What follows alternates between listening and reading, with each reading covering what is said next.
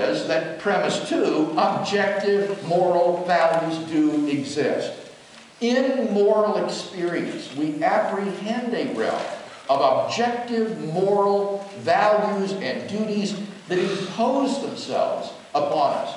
There's no more reason to deny the objective reality of moral values than the objective reality of the physical world.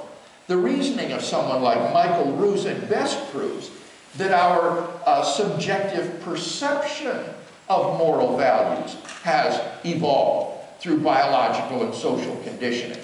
But if moral values are gradually discovered rather than gradually invented, then our gradual, fallible apprehension of the moral realm no more undermines the objectivity of that realm than our gradual, fallible apprehension of the physical world undermines the objectivity of the physical realm.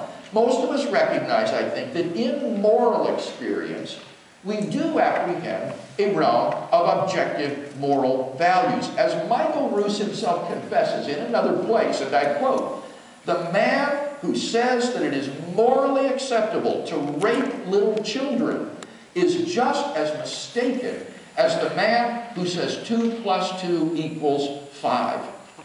Actions like rape, child abuse, torture aren't just socially unacceptable behavior. They're moral abominations. Some things, at least, are really wrong. Similarly, love, equality, self-sacrifice are really good. But if objective moral values cannot exist without God, and objective moral values do exist, then it follows logically and inescapably that God exists. Number 5, the possibility of God